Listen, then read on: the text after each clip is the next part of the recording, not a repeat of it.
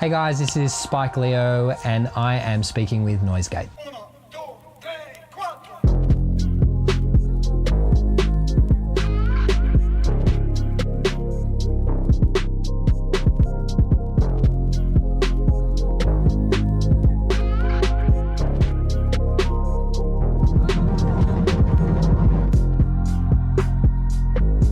I started very, very young. I got into music when I was in school. I remember I just had a good sense of rhythm, I'm not sure why, and my music teacher suggested to get into either drums or something like that. I started off as a drummer, and I guess it all kind of started from there. You know, started drumming, got more and more involved in music, went through high school kind of as the drummer, playing for all these little soirees and whatever there was to play with, and eventually, I think in year 9, I ended up moving schools to, you know, VCA, Victorian College of the Arts Secondary School, and I went there for 3 years, did music, and it just kind of progressed from there. I guess my influences were, you know, people like the Beatles and Rod Stewart and James Brown. I was a huge Michael Jackson fan, Stevie Wonder. You know, my dad played a lot of those types of tracks, and I guess some of the parents of the girlfriends I was dating, you know, I'd be in the car, I remember hearing Stevie Wonder for the first time, and I was like, oh my God, who is this guy? And so it was just a natural progression. It was something I was always attracted to, creative art. You know, I was into acting and drama as well, but I really was just in love with music from a young age, and I had incredible people influencing me directly.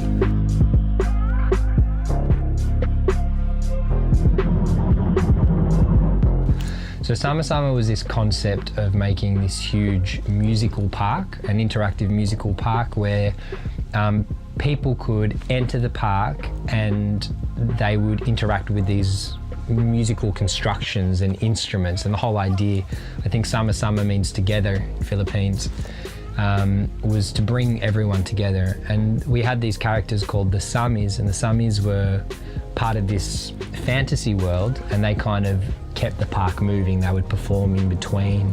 Everything was structured on like a clock, so I think it was 2.5 hours where people could interact, and at the beginning, middle and end, and in between there was interactions with the Samis, which were these characters. And my job was basically, I helped create parts of the show, and I helped train the performers. I've been performing for many years. I started off as a performer, so I did about, you know, 7 to 10 years of performing prior to that.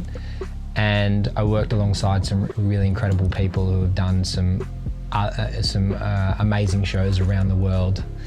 And that was a great experience, really great. I had to come up with drum parts. There was a lot of technology that we used and created. I also had a bit of a life as a dancer, so I helped with choreography and stuff like that. And we just created this show. I performed in the opening show and the first few numbers after that, and then I got to see it from the other side as well.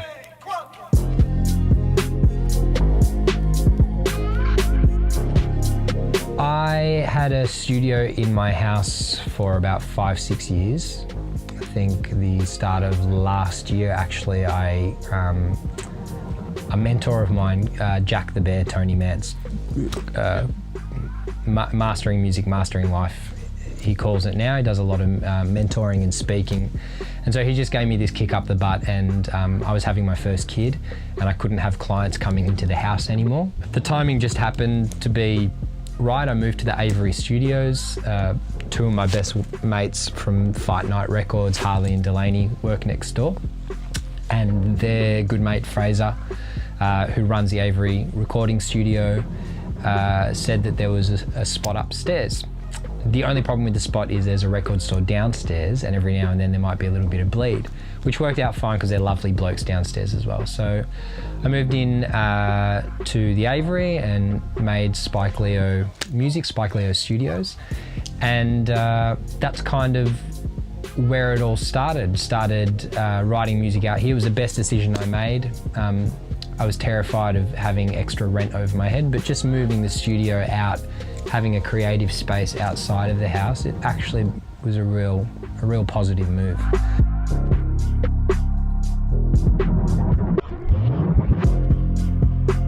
I made a music production program through my frustration, through the difficulties that I found, and now I'm helping all these up-and-coming music producers for the last couple of years. So my step-by-step program is basically designed from what I believe are the fundamental elements to music production.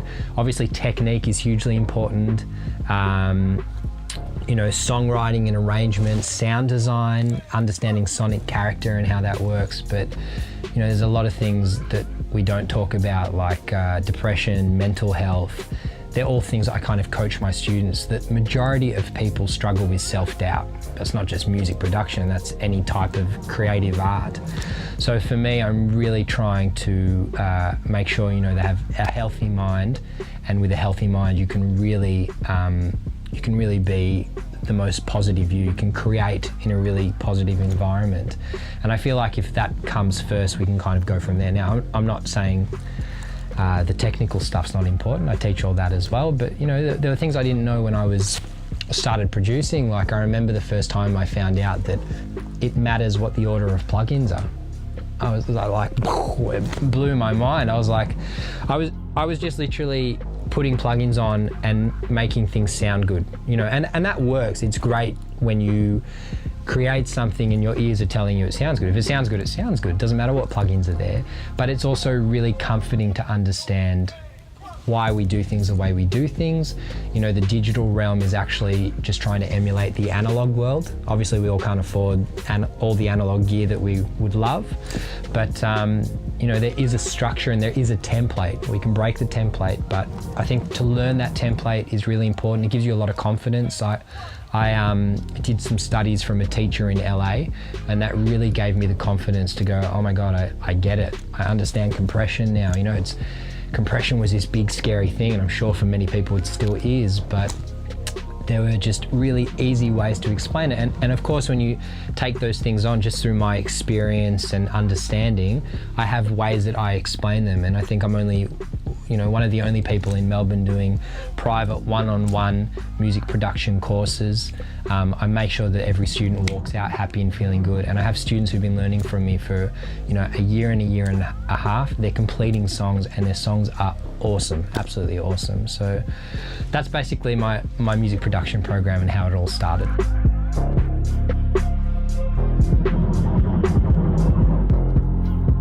So I love the Le Chappelle Audio. The 992 preamp. It's a stereo preamp. The first one I bought was the Avalon, which is great, but Avalon's vanilla, this one's chocolate, and I use it on everything. I use it on synths, bass, guitars, vocals. It's definitely my favorite, amongst many others. I've just ordered a whole bunch of gear from this company called Stam Audio, which I'm absolutely obsessed with. I've got an LA 2A replica and an 1176 coming in. I mean, they're through Universal Audio. I use those plugins all the time. So I'm very excited to get some hardware that basically emulates those consoles. But I say that would be my go-to, and as you can see, I'm obsessed with my synths. I'm just obsessed with sound. So they're my go-to. I just got this Korg Prologue, and it is unbelievable. The sounds are incredible. The LF compressor, it's got this drive saturation button, which is the tits. And yeah, I mean, every piece of equipment here, I worked my ass off to get it. It's not cheap, it took ages. I remember 7-8 years ago, I went to my friend's studio, and I had that moment where I stood in his studio. I was like, oh my God, I need this, and I got this unhealthy obsession with gear. I'm definitely a gear slut. But yeah, I do love every piece of equipment. This Ambica Mutable Instruments, one of my favorite synths, the Chorus Echo, the Moog. I mean, it's hard to pinpoint, but I do put everything through the Chappelle. It just, it saturates the sound incredibly, and it's just a really rich, beautiful sound.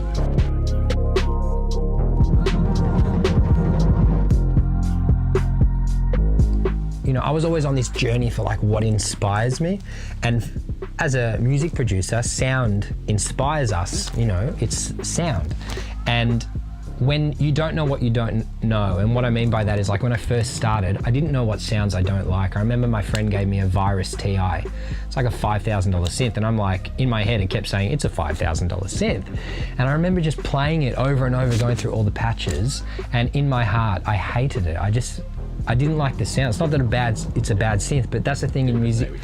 Yeah, in music production, it's not about the best speaker or the best synth. It takes time to understand what you like. So it always depends when I'm writing a song what sound is inspiring me. When I am programming drums, I'll always start with Machina native instruments. I mean, for me, it's about workflow, and what I'm trying to reiterate to my students is we want to get you to a point where you can produce as fast as you can think. You know, you want to be able to create without the technicalities holding you back. And when I first started, I was dropping stems into Logic one by one. And with Machina, you know, like, I can make something in 5 minutes. It's so fast and intuitive. I can tune the instruments. I mean, it's an incredible piece of gear.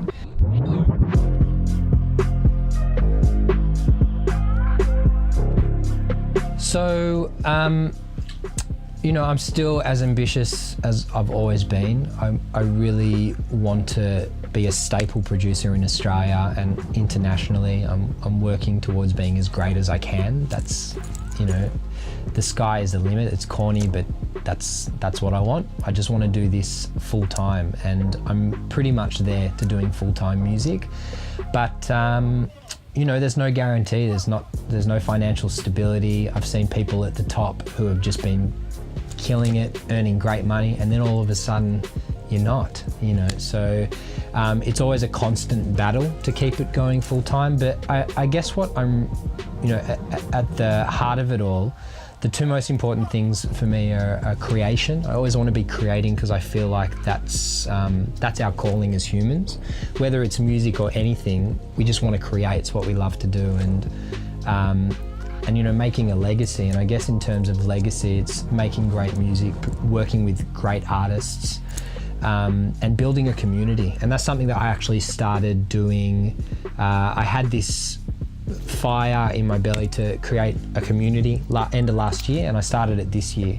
And it's one of the most exciting things that I've done, less about me and more about other people. So I basically got together, I started with a handful of music producers and artists that I'd worked with and that I felt like would really kind of benefit and enjoy this type of community. And the first Sunday of every month, we meet at the studio here next door in Fight Night Records studio.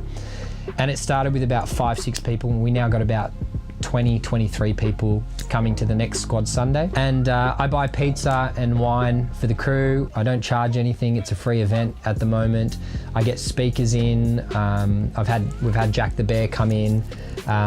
You know, I speak about topics that I experience from the month in terms of building a business, confidence, music production. We got 2 guys coming in this Sunday to talk about songwriting. And one of the most important things is collaboration. You know, you learn so much from collaborating with other people, and this is what has started to formulate from this crew. Everyone on this Squad Sundays has started collaborating. We've got singers, rappers, like I said, music producers, engineers, and it's kind of whatever people's weaknesses are, they're all coming together and just building something. And the thing that really bothered me when I was, again, I mean, it comes back to me again, my experience where I was locked in a room by myself for 5-6 years, you know, trying to figure shit out. There was no one there to help me. It was frustrating, so frustrating. The same thing I hear from all these guys are like, this is so great because we have this platform where we can share with each other. You know, all these guys are young cats from amateur to professional. They're all spending shitloads of time by themselves. So this is a real great way to combat that. We come together, we share each other's music that we're releasing, we give positive feedback. I don't let anyone come to the event who I think is not going to be part of the the positive movement of that, because it's really important that, you know, it's not that it's exclusive, but it kind of is, because we want just great people to come to this event.